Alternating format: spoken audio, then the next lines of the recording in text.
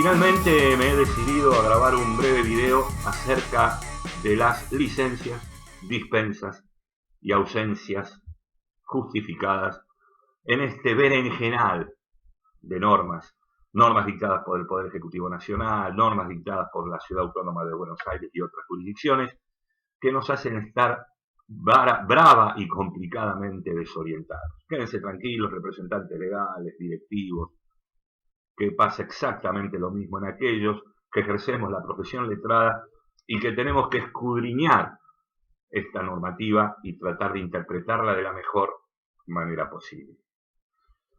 Me voy a previamente analizar los casos puntuales. Creo que, en primer lugar, el origen de toda esta complicación es que ni el Poder Ejecutivo Nacional, ni tampoco el Poder Ejecutivo de la Ciudad Autónoma y de otras jurisdicciones, al menos de la provincia de Buenos Aires, insólitamente se han animado a determinar que la docencia es una tarea esencial. Con solo haber incorporado a los docentes como tarea esencial, que efectivamente lo son, nos hubiéramos ahorrado una cantidad enorme de interpretaciones de los más diversos. Sobre todo porque llama la atención que ya desde mediados del año 2020, todo el personal no docente, me refiero a mantenimiento, limpieza, maestranza y administrativo, ya fue considerado personal esencial. Obviamente que el personal no docente también lo es y siempre lo hemos considerado así. Sin embargo, al docente todavía no se lo ha catalogado como trabajador esencial. ¿Un error o un olvido involuntario? O, voy a decir algo políticamente incorrecto, alguna opinión o sugerencia de los gremios docentes que siempre, inclusive antes de la pandemia, han evitado sistemáticamente que la docencia fuera considerada una tarea esencial, porque claro, derivada de esta calificación, se van a derivar distintas consecuencias que exceden el marco de este video. Pero en el marco de esta pandemia, ¿no era necesario e indispensable considerar al docente como trabajador esencial? Evidentemente que sí. Esperemos que el Poder Ejecutivo Nacional, en la nueva segura renovación del distanciamiento social, preventivo y obligatorio, que se va a tener que dar a partir del 1 de marzo del corriente, logre incorporar y se decida enfáticamente incorporar al docente como trabajador esencial.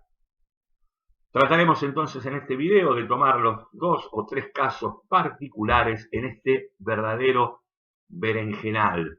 Y me animo a avanzar en este video aún a riesgo de eventualmente, frente a algún conflicto, obviamente el que decida será un juez de la nación, en el caso de la capital federal, o un juez provincial, que obviamente podrá tener una opinión totalmente divergente a la que yo voy a manifestar, o bien coincidente a la que voy a manifestar.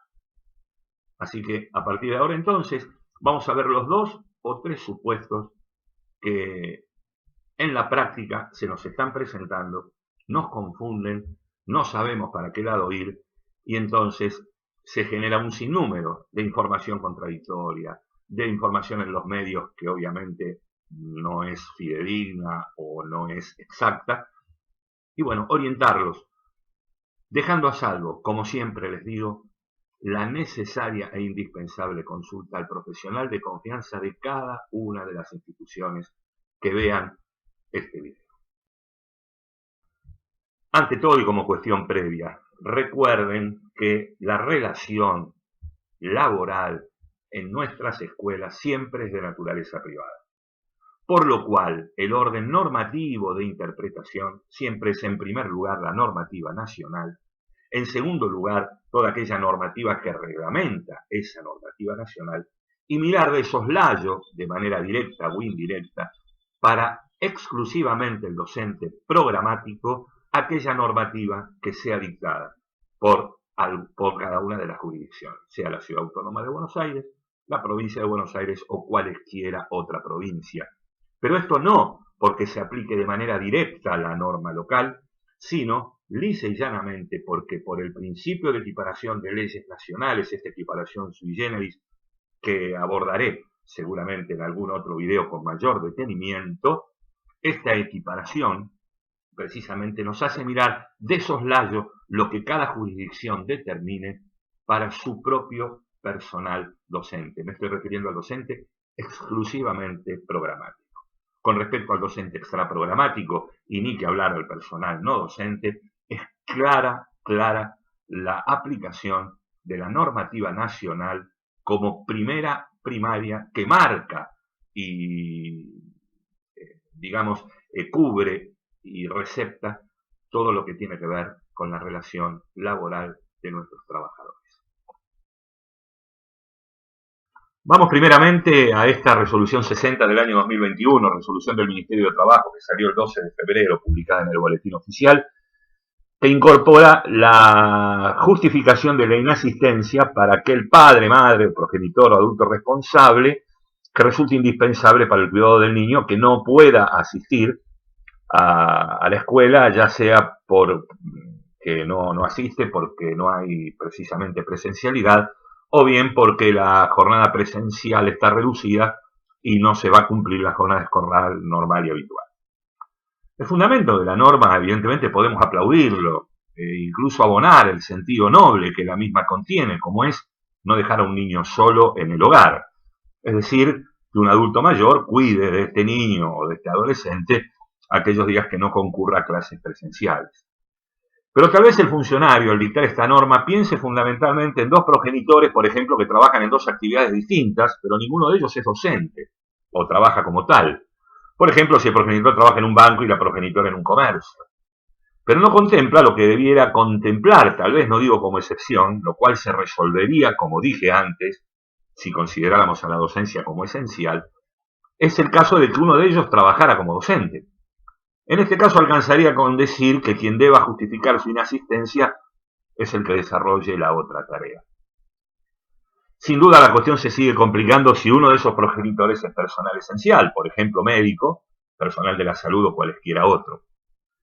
Sin duda que el gran limitante en esta cuestión, como así también en la subsiguiente que voy a describir, es que el Poder Ejecutivo Nacional, salvo en un solo decreto de necesidad y urgencia, como dije antes, no se ha animado a consagrar que la actividad docente es una actividad esencial. Incluso sobre el particular ha habido recientemente no muy adecuadas manifestaciones del ministro de Educación de la Nación. Y he aquí el centro del dilema. Calificativo que presumo no se ha establecido por la opinión o sugerencia, tal vez, insisto, de los gremios docentes. Es muy lábil el modo de acreditar que se tiene para quedar al cuidado del niño. Una simple declaración jurada que, si bien tiene contenido jurídico propio, no vio en nuestra patria a nadie que, habiendo emitido una declaración jurada con cierta falsedad, haya sufrido consecuencias legales. Pues bien, lamentablemente, si un docente nos informa mediante esa declaración jurada que no puede asistir a su puesto de trabajo, dicha inasistencia será justificada. Y aquí hay opiniones divergentes. La primera es que la inasistencia es justificada, pero no debe cobrar el salario, mientras que por otro lado estaban los que consideramos que sí, que al ser una inasistencia justificada debe cobrar su salario de manera normal y habitual. Algunas preguntas que surgen: sea que el progenitor trabaja en un banco y puede pedir, el que trabaja en un banco, dicha dispensa a su empleador, y no que sea siempre el docente que afecta la prestación del servicio educativo. ¿Puedo plantearlo? Lamentablemente no. Será la pareja quien definirá quién trabaja y quién se queda en casa con el pibe, y será el miembro que se queda quien debe informar el extremo a su empleador mediante la declaración jurada. ¿No se trata de una situación de trato diferente, por ejemplo, en 2 grados, donde la sección A tiene a su docente y la sección B solo lo hace de manera virtual o a través de un home office? Esto es así, evidentemente, pero al menos hasta el momento no hay respuesta distinta a la cursada. Lo que tendrían que generar las autoridades oficiales, en el caso de esa justificación, es transformarla en una licencia, cubrir con el aporte al suplente que reemplaza al que no puede acercarse por las razones mencionadas. Pero creo que debemos olvidarnos de una solución como esta. Además, los institutos que no tuvieran aporte del Estado deberían seguir pagando, solo Dios sabe hasta cuándo, 2 sueldos, el del titular que debe cuidar a su hijo y el del suplente que cubre a ese titular. En síntesis, si el trabajador docente o no docente me remite una declaración jurada mediante la cual expresa que no puede asistir a sus tareas normales y habituales porque hay días que su hijo no concurre a clases presenciales, o bien porque hay días que concurren con jornada presencial reducida y no pueden cumplirse la jornada escolar normal y habitual del establecimiento educativo. En ambos supuestos la inasistencia será justificada y para el suscripto con goce de sueldo.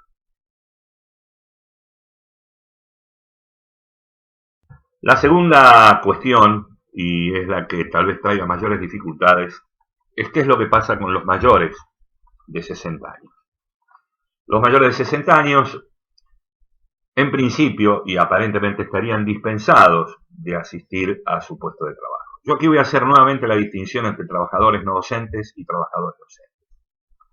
Los trabajadores no docentes, es decir, aquellos que se aplica el convenio colectivo 88/90 para Capital Federal y primer y segundo cordón del Gran Buenos Aires, como todo aquel personal no docente al cual se le aplica el convenio colectivo 318/99, ya desde hace tiempo que en los decretos de necesidad y urgencia, como dije anteriormente, ha sido determinado como personal esencial. Obviamente la limpieza, la desinfección, el mantenimiento, las acciones administrativas, la recepción, el dejar pasar o no a una determinada persona ajena al establecimiento, son esenciales para el funcionamiento básico de la escuela.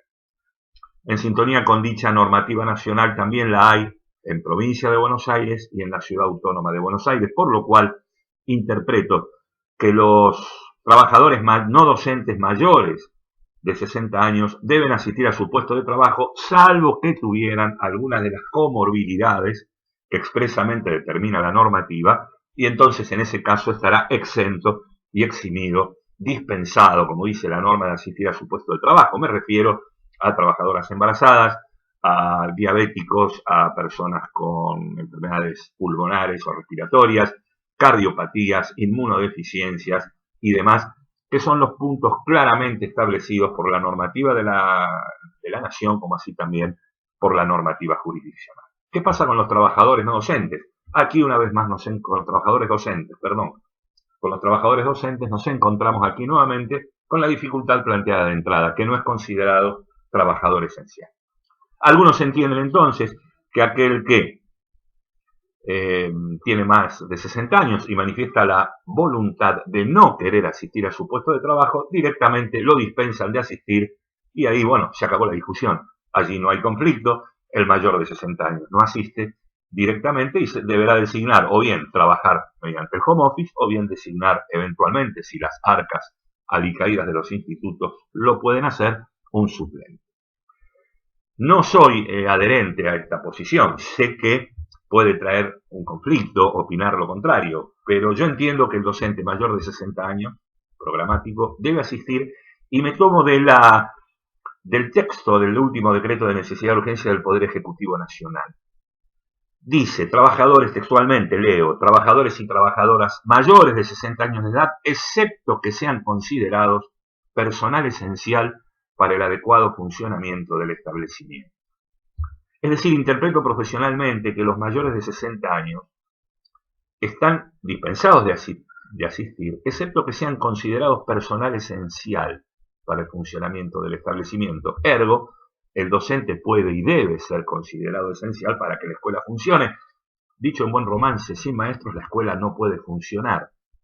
Este sería el fundamento para requerir al mayor de 60 años que no tenga comorbilidad que asista a su puesto de trabajo y sobre todo que la tarea a desarrollar, tengamos en cuenta, no será en ningún caso una jornada completa tal como la conocemos, sino por el contrario, al menos por las referencias que tengo de varios institutos, las jornadas que se van armando son parciales debido a las exigencias de los protocolos sanitarios y la realidad edilicia.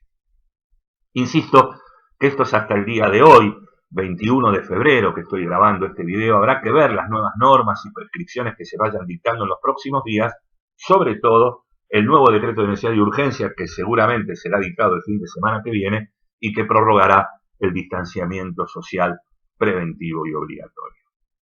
Aquel mayor de 60 años que tenga alguna comorbilidad, obviamente no podrá asistir, me refiero al trabajador docente, no por tener más de 60 años, sino lisa y llanamente porque tiene alguna comorbilidad de salud.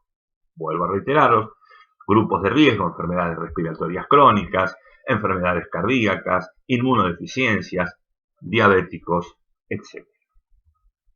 abona, si se quiere, esta postura y esta referencia, una normativa emitida el 12 de febrero por la Ciudad Autónoma de Buenos Aires, que realmente llama la atención, en tanto y en cuanto determina que aquel mayor de 60 años que quiera quedar dispensado de asistir a su puesto de trabajo, insisto, docente programático de la Ciudad Autónoma de Buenos Aires, deberá manifestarlo expresamente pidiendo dicha dispensa a través de la elevación dentro de los caminos formales y burocráticos que tiene el gobierno de la Ciudad de Buenos Aires. ¿Qué quiero decir con esto? Que en principio dentro de la Ciudad Autónoma de Buenos Aires también se encuentra la concepción, insisto, la concepción de que el mayor de 60 años trabaje salvo que manifestara su voluntad de no concurrir al puesto de trabajo. Obviamente me estoy refiriendo a los docentes programáticos dependientes del gobierno de la Ciudad Autónoma de Buenos Aires.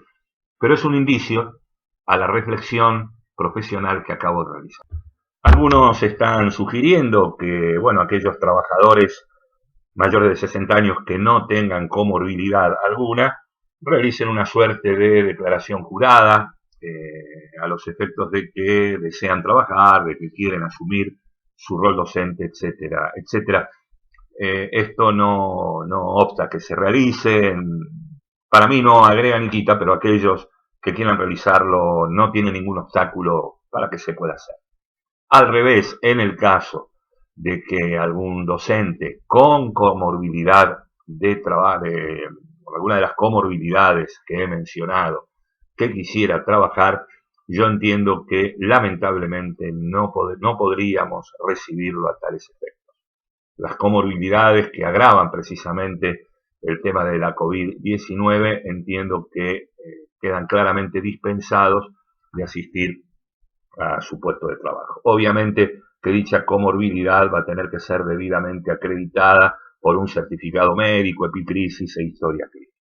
Algunos me preguntan, ¿y qué ocurre si de repente el médico tratante lo habilita y dice que puede desarrollar sus actividades normales y habituales sin perjuicio de la comorbilidad? Bueno, en ese caso, si el certificado médico está debidamente completado, si va acompañado realmente de un detalle mínimo de la historia clínica, entiendo que, bueno, allí la decisión es más compleja. Yo sostengo que los que tienen comorbilidad están dispensados de asistir a su puesto de trabajo, pero aquellos que quieran, con dicha constancia médica del médico tratante, que lo habilite expresamente a desarrollar sus actividades normales y habituales, con su sello, con su firma, bueno, aquellos institutos que decidan igualmente recepcionar a estos docentes podrán hacerlo si así lo decidieran. Obviamente que en este caso y en este supuesto, si se diera algún caso, sobre todo de COVID-19, y tuviéramos que denunciar en la RT, habrá que ver si la RT cubre tal situación o tal extremo. Esto del RT lo voy a referir para cerrar precisamente el video seguidamente. Finalmente he recibido muchas consultas acerca si la RT cubre o no cubre el caso de COVID-19.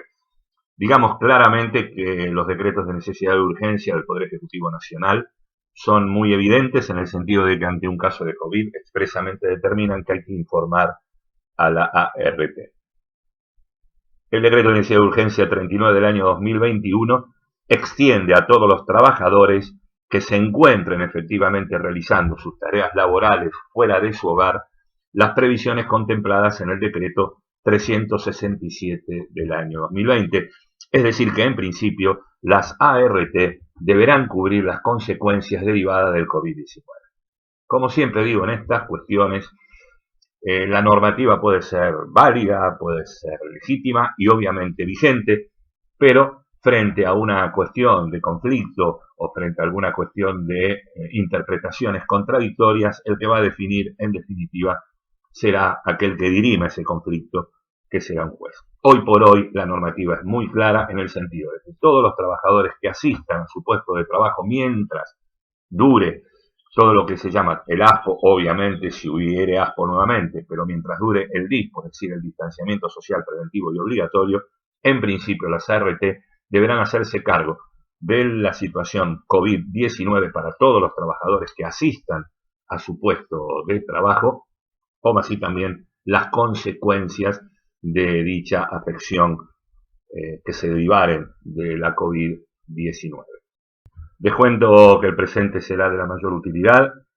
Insisto en seguir muy de cerca toda la normativa que se vaya dictando, siempre en este orden de prelación, la normativa sanitaria por un lado, la normativa laboral por el otro, y finalmente la normativa educativa con sus protocolos, y la prevalecencia de la normativa nacional por encima de la normativa local. Seguramente esto va a continuar con distintas prescripciones legales. Seguramente, y Dios mediante, subiré más videos y aquellos que tengo los correos electrónicos remitiré, como lo he venido haciendo de manera constante, diversos informes y análisis profesionales. A todos aquellos que están mirando este video, insisto, no dejen de consultar con el asesor jurídico de confianza de la institución frente a la toma o a la asunción de una determinada definición en temáticas laborales, a los efectos, sobre todo, de evitar conflictos dentro de la comunidad educativa, conflictos que luego, una vez que superemos esta pandemia, seguramente quedan instalados y reestructurar nuevamente la comunidad cuesta y lleva mucha tarea. Sigo como siempre a disposición, les cuento que el presente será de una enorme utilidad. Seguiré, como digo siempre, manteniéndolos informados al momento. Les agradezco infinitamente la enorme cantidad de comentarios que me han llegado, de agradecimientos y demás. Gracias a los más de 200 suscriptores que siguen habitualmente este canal. Les deseo una excelente semana de trabajo. Muchísimas gracias por la atención dispensada.